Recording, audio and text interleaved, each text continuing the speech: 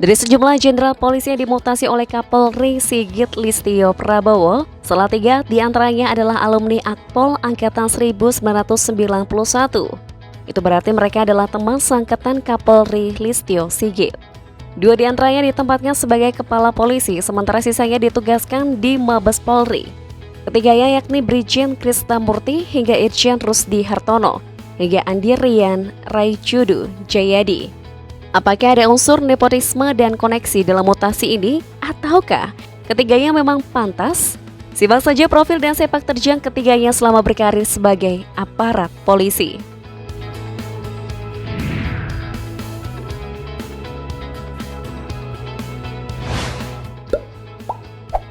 Sejak 14 Oktober 2022, Krisnamurti menjabat sebagai Kepala Divisi Hubungan Internasional Mabes Polri, setelah sebelumnya berstatus Kepala Biro Misi Internasional pada divisi yang sama. Sempat menjadi pengasuh Taruna Akpol di tahun 1994 dan asisten pribadi Kapolda Metro Jaya di tahun 2000. Setahun kemudian, Krisna menjadi Kapolsek Metro Penjaringan. Berikutnya, secara beruntun suami dari Nani Aryani Utama ini menjadi Kasat Reskrim Polres Jakarta Utara di tahun 2005, Wakapolres Depok di tahun 2006, dan Kapolres Pekalongan 2011. Butuh 4 tahun bagi Krisna untuk melenggang ke Polda Metro Jaya sebagai Direktur Reserse Kriminal Umum. Karir Krisnamurti terus melejit, mulai dari jadi Wakapolda Lampung, Kabak Kembang Tas Romi Center Divhubinter Polri, hingga menduduki Karomin Sinter Divhubinter Polri pada 2017. Menyusul jabatan barunya sebagai Kadivhubinter Mabes Polri tahun ini, pangkat Krisnamurti bukan lagi Brigjen, melainkan Irjen. Berikutnya adalah Irjen Rusdi Hartono. Rusdi Hartono kini menduduki jabatan sebagai Kapolda Jambi, setelah sebelumnya sempat diputuskan menjadi Kapolda Sumbar. Rusdi yang seangkatan dengan Kapolri dan Kadivhubinter Mabes Polri berpengalaman di bidang lalu lintas. Jabatan terakhir Jenderal Bintang 2 ini adalah Widya Iswara, Kepolisian Utama Tingkat 1, Sespim Lemdiklat Polri 2021. Sebelumnya, Irjen Rusdi menjabat sebagai Karopenmas Divhumas Polri 2020. Selama berkarir di Polri, pria kelahiran Jakarta 27 April 1969 punya karir mentereng. Irjen Rusdi misalnya pernah dipercaya menjabat sebagai Dirlantas Polda Kepri di tahun 2011, kemudian menjabat sebagai Dirlantas Polda Jawa Barat Jabat 2013. Jenderal Bintang 2 ini kemudian diamanahkan sebagai analis kebijakan media bidang Regi dan Korlantas Polri pada tahun 2014. Ia kemudian kembali dipercaya sebagai Kapolrestabes Makassar Polda Sulsel pada tahun 2015. Selanjutnya, Irjen Rusdi mengemban jabatan sebagai Kabak Kurjardikbangpes Prokulum Lemdikpol Polri pada tahun 2016.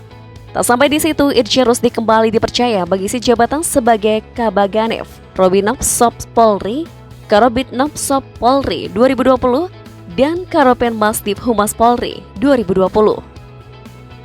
Sama dengan Krisnamurti, Andi Rian R. Jayadi juga naik pangkat dari Brigjen menjadi Irjen. Dari jabatan Dirtipidum Bareskrim Polri, kini diangkat sebagai Kapolda Kalsel. Sebagai lulusan Akpol yang berpengalaman di bidang reserse, Andi pernah memegang banyak jabatan mentereng, antara lain Kasat Res Narkoba Polrestabes Medan, Kapolres Tebing Tinggi, Wakil Direktur Reserse Kriminal Khusus Polda Sumatera Utara. Selain itu, pria kelahiran 25 Agustus 1968 pernah ditarik menjadi Wadir Tipidum Bareskrim Polri dan kemudian menjadi Dirkrimum Polda Sumut. Pada tahun 2020, ia ditarik kembali ke Mabes Polri dan ditunjuk sebagai Karo Korwas PPNS Bareskrim Polri.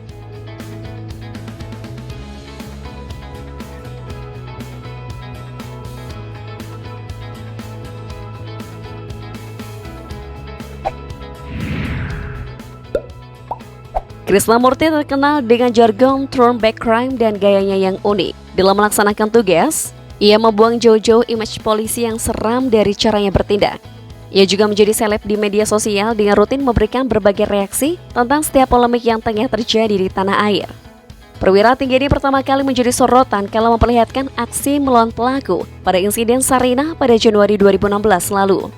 Sejak saat itulah, pria 52 tahun ini lantas jadi idola kaum hawa lantaran aksi heroiknya memimpin penyergapan insiden Sarinah. Selain karena kejadian itu, Krisnamurti juga disorot saat membongkar dan menjadi narasumber utama dalam pemberitaan kasus Wayan Mirna Salihin atau es kopi Vietnam bersianida. Tak sampai di situ, beberapa kasus yang sukses ditanganinya adalah ikut berpartisipasi dalam pembongkaran kawasan lokalisasi Kalijodo, kematian bocah dalam kardus, juga kematian siswi SMA di Jasinga. Selain itu, ia juga pernah dipercaya ikut menyelidiki kasus suap dwelling tank di Pelabuhan Tanjung Priuk dan membongkar praktek cyber fraud yang melibatkan WN Cina dan Taiwan. Sayangnya, ketika sedang naik daun pada tahun 2016, Krisnamurti yang saat itu menjabat Wakapolda Lampung dicopot karena tersandung kasus dugaan kekerasan terhadap seorang wanita bernama Duvena Wijaya. Sementara itu, peran Irjen Rusdi Hartono paling menonjol saat bertugas di Divisi Humas Polri. Saat itu ia menjadi jubir untuk sejumlah kasus yang disorot masyarakat. Misalnya saja saat menjabat sebagai Karopenmas Divisi Humas Polri, ia pernah menginfokan tentang perkara dugaan ruda paksa terhadap 3 anak oleh ayah kandungnya yang kasusnya telah dihentikan. Selain itu, ia juga selalu diburu oleh media terkait kasus penodaan agama oleh MKC dan dugaan penganiayaan yang dilakukan oleh Irjen Napoleon Bonaparte.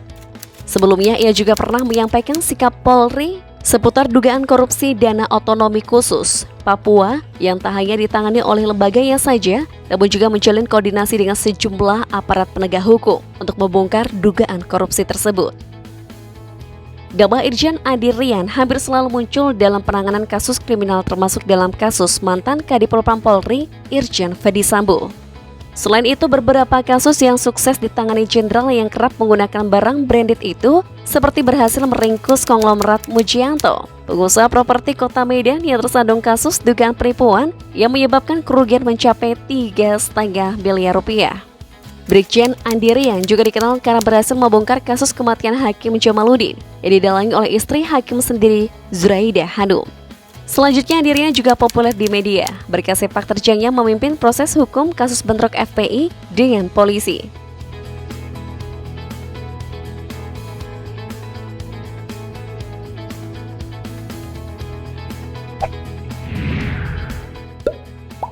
Krisnamurti terakhir kali melaporkan kekayaannya pada KPK pada 21 Agustus 2022. Berdasarkan LHKPN, total hartanya sekitar 3,3 miliar rupiah. Brigjen Krisnamurti antara lain mempunyai tanah dan bangunan seluas 385 meter persegi Jakarta Timur, warisan senilai 2,4 miliar rupiah. Ia juga tercatat memiliki mobil Honda CR-V tahun 2010 seharga 160 juta rupiah. Selain itu, ia punya harta kas dan setara kas sekitar 800 jutaan rupiah.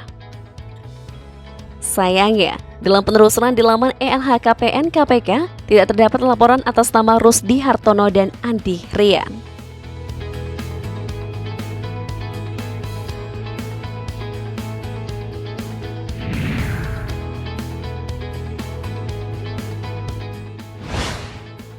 Terkait dengan beberapa nama yang kekayaannya tidak tercatat di LHKPN, belum diketahui penyebabnya. Namun, PLT juru bicara KPK LPI Baryati sempat menyatakan kemungkinan penyebab laporan harta kekayaan tak muncul di LHKPN. Bisa saja laporan kekayaan yang bersangkutan masih pada tahap verifikasi, belum lengkap sehingga belum dipublis atau memang belum melapor. Namun jika melihat penghasilan ketiga Pati Bintang 2 ini, setiap bulannya masing-masing akan mendapatkan gaji pokok hingga 5,6 juta rupiah.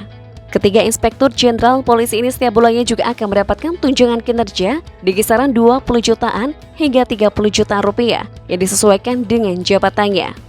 Guys, menurut kalian apa penyebab kekayaan Irjen Rian dan Rusdi belum terdata di LHKPN?